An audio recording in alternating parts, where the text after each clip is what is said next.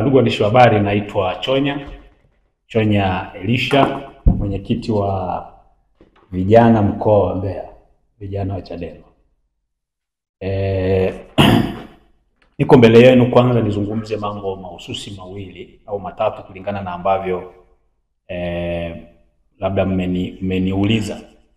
Jambo la kwanza, mmeniuliza kuhusu kinachoitwa kampeni za uchaguzi au sijui kinachoitwa mwenendo wa kampeni za uchaguzi. Sasa nafikiri kabla sijalijibu hili ni muhimu ikaeleweka mimi ni kiongozi wa Chama cha Demokrasia na Maendeleo kupitia baraza la vijana ngazi ya mkoa wa Mbeya. Lakini mnafahamu kwamba chama chetu ambacho kinasikiliza, kinaheshimu, kinathamini sana michango ya wananchi, maoni ya wananchi. Sisi tulichukua maoni ya wananchi walioanza kuyaishi na kuyadai miaka mingi. Pengine kipindi kile tuko kwenye mfumo wa vyama vingi, na hata tuliporejea gizani mwaka 1965 mfumo wa chama kimoja. Mwaka 1992 tunarejea kwenye mfumo wa vyama vingi. Kelele za wananchi, madai ya wananchi miaka ya 2005, miaka ya 2010, kelele ikawa kubwa ya wananchi ya kudai mabadiliko ya mfumo wa uchaguzi kwenye nchi. Utakumbuka mwaka 2011 mpaka 2014 mpaka iliundwa tume, miongoni mwa tume nyingi ambazo zimeundwa kwenye nchi, lakini angalau ilikuwa na mafanikio fulani, tume ya Warioba. Kuja mwaka 2012 hapo mpaka 2015, madai ya wananchi kuhusu mabadiliko ya mfumo wa uchaguzi ilikuwa ya mwananchi inayowekwa kwenye boksi la kura, iwe ndio sauti ya mwananchi, uwe ndio uamuzi wa mwananchi. Mwananchi awe ndio anayeamua nani anakuwa mwenyekiti wake wa kitongoji, nani anakuwa mwenyekiti wake wa kijiji, nani anakuwa diwani wake, nani anakuwa mbunge wake, nani anakuwa rais wake. Boksi la kura ya mwananchi iwe ndio inayoamua. Madai ya wananchi ambayo yamepuuzwa kwa enzi zote katika historia ya uchaguzi wa nchi yetu. Wananchi wakasema, wakakinai kupiga kura, wakasema hatutapiga kura chini ya mfumo huu wa uchaguzi, chini ya taratibu na sheria hizi za uchaguzi, na chini ya kanuni zinazotungwa mara kwa mara zinazoitwa kanuni za uchaguzi. Wakasema watapiga kura. Chama chetu kwa kuheshimu misingi hiyo ya wananchi, kwa kuheshimu msimamo huo wa wananchi, Chadema ikaja na msimamo huo wa wananchi kwamba ili kuwe na uchaguzi unaoitwa uchaguzi wa kidemokrasia, demokrasia ya kweli, ili kuwe na uchaguzi wa haki, wa wazi, unaokubalika, uchaguzi unaotoa mamlaka kamili kwa wananchi, lazima kuwe na mageuzi, kuwe na mabadiliko ya katiba, kuwe na mabadiliko ya sheria zinazosimamia uchaguzi. Tume ya Taifa ya Uchaguzi kimuundo wake iwe huru, tofauti na hiki ambacho kimeletwa mwaka jana, kinaitwa eti kwa jina Tume Huru ya Taifa ya Uchaguzi. Na ukweli wa Mungu wanajua, na wananchi ndio maana wamesisitiza na wamesisitiza tena, wanajua si huru. Msimamo wetu ukawa ni kwamba kama hakuna mabadiliko, hakuna uchaguzi. No reforms, no election. Ni msimamo wa chama uliopitishwa na mkutano mkuu wa chama tangu tarehe 21 Januari mwaka 2025. Huo msimamo haujabadilika, na ndio maana chama chetu hata sasa hakishiriki hicho kinachoitwa uchaguzi, ambacho kwa maoni yangu naona ni kiini macho, ni mfano tu kutaka kuwaaminisha watu kwamba kuna uchaguzi, lakini ni uchaguzi upi? Uchaguzi kati ya nani na nani?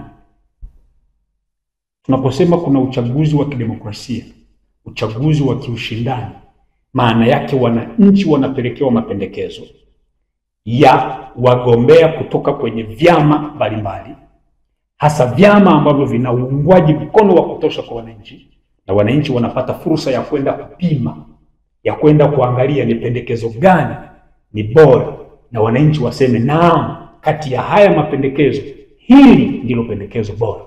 Katika uchaguzi au katika hiki kinachoitwa uchaguzi, ni mapendekezo gani, ni mapendekezo yapi wananchi wamepelekewa? Sasa ukiniuliza kwamba eti mimi ninaonaje kinachoitwa mwenendo wa kampeni za uchaguzi, sasa mimi ninachokiona, ninaona kuna mikutano ya hadhara ya vyama vya siasa, si kampeni kwamba wananchi wanaambiwa nini kuhusu taifa lao. Maana yake kungalikuwa na kampeni, tungesikia msisitizo wa hali ya juu kabisa. Ufisadi kwenye taifa letu utashughulikiwaje? Wizi wa rasilimali za nchi utashughulikiwaje? Hali duni na umasikini wa watu wetu utashughulikiwaje? Lakini na mambo mengine ya msingi kama watu kutekwa, watu kupotea kwenye taifa hili watashughulikiwaje? Huoni, hausikii. Na ndio maana kuna kitu kinachoitwa mikutano ya hadhara na si mikutano kwa ajili ya kampeni za kiuchaguzi. Kwa maoni yangu mimi, ukiniuliza nitakwambia kuna mikutano ya hadhara ya vyama vya siasa vinavyoitwa vyama vya siasa ya kawaida tu, ya ujenzi wa vyama vyao tu. Na ndio maana hata kwenye chama kimojawapo, hasa hicho Chama cha Mapinduzi, kupitia kwa mwenyekiti wake wa CCM taifa, walisema wanasomba watu waende kwenye mikutano, kwa sababu wanajua hawana uwezo wa watu wakaenda kuwasikiliza. Hakuna kampeni ya watu waende wakasikiliza, ila wanasomba watu kwa magari, wanasomba watu kutoka kilomita 90, kilomita 45 waende kwenye vituo vya mikutano ya hadhara, waende wakawasikiliza. Kwa hiyo hakuna kinachoitwa kampeni, ila kuna mikutano ya hadhara. Hilo nafikiri huo ni msimamo wa chama chetu na ni msimamo wa wananchi, kwamba hakuna uchaguzi kama hakuna mabadiliko. Na nyie wenyewe mmeona hakujatokea mabadiliko yoyote ya kimsingi yanayoweza kuwezesha uchaguzi wa huru, uchaguzi wa haki, uchaguzi wa wazi. Swali lingine mmeniuliza kwamba ninaonaje mwenendo wa mahakamani kuhusiana na kesi inayoendelea, hasa mahususi kesi ya mwenyekiti wetu wa chama Mheshimiwa Tundu Antipas Lissu. Mimi wakati nina tafakari sana kuhusiana na kinachoitwa kesi aliyozawadiwa mwenyekiti wetu wa chama inayoitwa kesi ya uhaini, na mimi sitaki kujadili sana kwa sababu iko mahakamani, lakini ninachoweza kuzungumza hapa ni kwa kiwango gani taifa letu halizingatii na wala halijali misingi ya haki.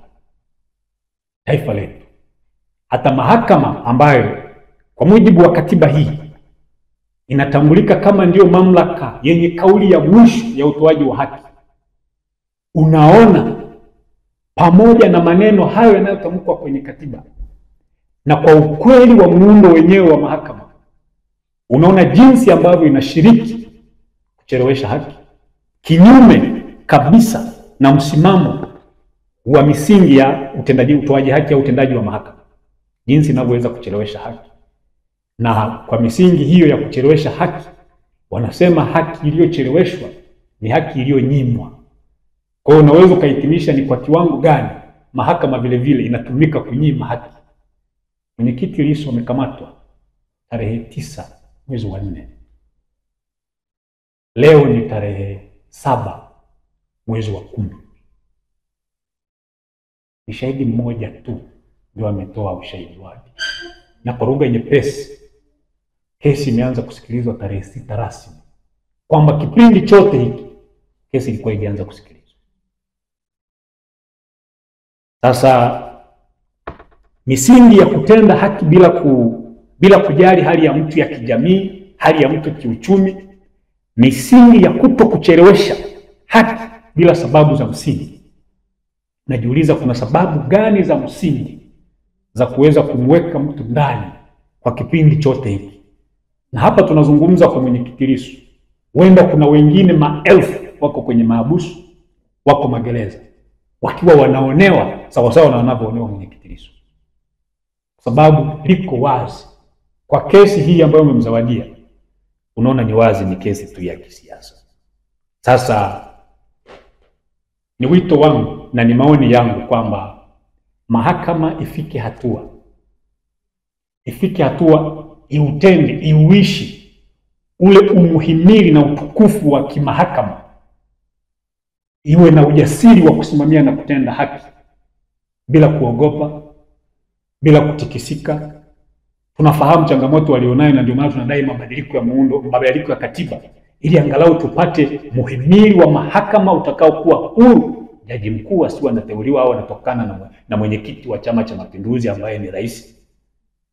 Angalau tukipata mabadiliko tutakuwa na uhuru, lakini bado angalau kimuundo, angalau kwa maneno ya katiba, tunahitaji kuwa na mahakama ambazo ziko huru, zina ujasiri wa kutokuchelewesha haki, zitende haki bila kuangalia au kuogopa kwa namna yoyote. Sasa mimi ni wito wangu kwamba kesi za namna hii za kisiasa ambayo tunaziona na yale yanayoendelea mahakamani, watu kupigwa mahakamani, watu kuzuiwa wasiingie kusikiliza kesi, wamegoma wao wenyewe kurusha kesi mbashara, angalau watu waweze kusikiliza au kufuatilia kesi wakiwa nje na mahakamani, wakiwa makwao. Mtu wa Mbeya, mtu wa Ikungi anawezaje kufuatilia kinachoendelea kwenye kesi ile? Na ile kesi ni kesi ya jamhuri, yani ni kesi ya wananchi dhidi ya Lissu. Wenye kesi yao wanazuiwa wasisikilize, wanazuiwa wasifuatilie, wakienda mahakamani wanapigwa, wakienda mahakamani wanazuiwa wasiingie. Unajiuliza tuna muhimili wa aina gani ambao unaweza kuruhusu haya yakatokea? Sasa yote kwa ujumla wake, ucheleweshwaji wa haki, uminywaji wa haki, inaonyesha tu ni kwa kiwango gani haki inanyimwa, na inaonyesha ni kwa kiwango gani kuna ushirika ovu wa kuhakikisha watu wanaonewa, watu wanabaguliwa, watu wanatwezwa, watu wananyimwa haki zao. Sasa muhimili wa mahakama, isingekuwa busara na haipendezi kwamba raia ambao wanaamini, na tumekuwa tukiamini hivi, kwamba mahakama ama mahakamani ni mahali ambapo panapaswa kuwa na harufu ya haki, panapaswa kuwa na marashi ya haki. Tukionewa kokote, eneo pekee la faraja na eneo ambalo tunapaswa kukimbilia iwe ni mahakamani. Sasa kama mahakamani kwenyewe hali yenyewe ndio hiyo, inatia wasiwasi raia wa Tanzania. Na kupitia muhimili wa mahakama, tafadhali tusiingie kwenye jaribio la kuharibu kabisa imani ya wananchi kwa muhimili wa mahakama. Na jambo la mwisho ni jambo la hali ya usalama kwenye nchi yetu, hasa katika kipindi hiki. Hali ya usalama imetetereka sana, na ni masikitiko yangu kwamba eti kuna jamii ya watu wanaitwa wasiojulikana, eti wana nguvu kuliko vyombo vya serikali, vyombo vya dola. Wanaweza kufanya chochote kinachoweza kuharibu taswira ya nchi, wanaweza kufanya chochote lolote linaloweza kuharibu taswira ya serikali, na serikali ikawa haina uwezo wa kufanya chochote. Masikitiko yangu makubwa. Hivi ninavyozungumza, vijana kutoka maeneo mbalimbali kwenye nchi zaidi ya 15, akiwemo kijana wa Mbeya hapo na kijana wa hapo Rupembe, Njombe, wametekwa. Hawajulikani waliko, hatujui hali zao, wako hai ama wamekufa hatujui. Wanachukuliwa ama wanatekwa na watu wanaitwa wasiojulikana, kabila ambalo limeonekana sasa lina uwezo kuliko jeshi la polisi na lina uwezo kuliko vyombo vyote vya ulinzi na usalama kwenye nchi. Jambo la kusikitisha sana. Na mbaya zaidi, bado kuna taarifa na fununu mbalimbali kwamba tunatafutwa sana viongozi wa chama, viongozi wa baraza la vijana wa Chadema, kwamba eti tukamatwe. Na tukikamatwa kwa utaratibu, sijui ya utaratibu gani, kwamba tukamatwa kwa utaratibu tutawekwa ndani mpaka uchaguzi upite, lakini tukifanikiwa kukamatwa kinyemela, yani kwa utekaji, ndio haijulikani. Ndio sasa tunatoa wito kwa mamlaka zote za nchi. Hatuna nchi nyingine zaidi ya Tanzania, na sisi tunaipenda nchi yetu, na ndio maana tumekuwa tukisimama wakati wote kusema kwa ajili ya nchi yetu. Hakuna nchi nyingine tunaipenda zaidi ya Tanzania. Ardhi yetu ya uzao wetu ni Tanzania. Tutasema maadamu tunasema kweli na tuna uhakika tunasema kweli na tunasimamia hiyo kweli, tutasema hatutanyamaza. Sasa kama wanatutafuta sana, wanatamani kutuua, wanatamani kututeka, kutupoteza, hawatamani kutuona tukiishi, wanayatamani maisha yetu wayachukue. Ombi langu kwa hao sasa wanaoitwa wasiojulikana, kwa sababu sasa wana uwezo kuliko serikali, wana uwezo kuliko vyombo vya ulinzi na usalama, wakija wasinichukue wakanienda kunificha, wakanitese huko bure. Iwapendeze wakija waniue, waniache hapo, familia yangu upate mwili wangu, wakazike, waone kaburi langu, walie msiba, lakini mwisho wanyamaze na waseme ndugu yetu amelala hapa, kuliko hali inayoendelea sasa ya watu kutoweka na kwenda kusikojulikana. Familia zinabaki na vilio na majonzi, hawajui waweke msiba, hawajui wasiweke msiba, hawaelewi hali ya watu wao, hali ya wapendwa wao, hali ya kwamba wako na hali gani. Hatuwezi kuwa na taifa la namna hii na tukanyamaza. Na sisi tumechagua. Watu wanajiuliza, mbona hawa watu pamoja na haya yote bado hawanyamazi, bado hawakomi? Ni hivi, tulicho nacho sisi ni ukweli, tulichosimamia sisi ni haki, na kwa sababu hiyo tunaamini kwamba hata Mungu yuko upande wetu, na ndio maana hatunyamazi. Hatudhulumu cha mtu, hatuibi cha mtu, hatupangi kuvunja sheria yoyote ya nchi, hatupangi kudhuru taifa letu pene, hatupangi kuvuruga kitu chochote. Tunazungumza kwa ajili ya nchi yetu, watoto wetu waikute nchi nzuri, na hiyo pawe ni mahali salama pa kuishi. Sasa ni wito wangu kwamba hatupaswi kuwa na taifa la namna hii, lakini kwa sababu haijulikani na bado wanatuwinda, basi watuwinde, watuue mpaka watakapotosheka, au mpaka siku mamlaka za serikali na vyombo vyake vitakapopata uwezo wa zaidi ya hili kundi linaloitwa wasiojulikana. Lakini watuue, watuache hapo, familia zetu zipate kulia msiba, waende wazike, waende wawe wanajua kabisa kaburi la ndugu yetu, kaburi la kaka yetu, kaburi la baba yetu, kaburi la mtoto wetu ni hili. Na kuliko hiki kinachoendelea sasa ya kuacha majonzi yasiyo na mwisho, ya kuacha vilio visivyo na mwisho, haifai na haipendezi. Tanzania ni yetu sote.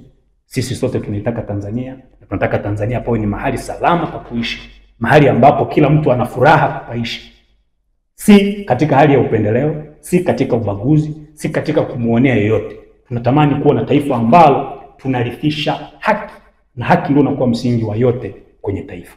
Na ndio wito wetu, na ndio msimamo wa chama chetu, kwamba tukishashinda, na tuna uhakika tutashinda, taifa hili tutarithisha haki, na haki utakuwa ndio msingi mkuu kwenye nchi. Watu wote watakuwa na haki ya kuishi, wana haki ya kufanya chochote, wana haki ya kuendelezwa, wana haki ya kupata huduma bora za afya na elimu, wana haki ya kuwa na miundombinu mizuri na haki zingine zote, huku haki kuu ya kuishi ikizingatiwa na kulindwa kwa gharama zote. Mtu mmoja kwenye taifa atakuwa na thamani kama ilivyo na thamani kwa mtu mwingine yoyote kwenye taifa. Baada ya kusemeni hayo, na washukuruni sana. Mungu awabariki.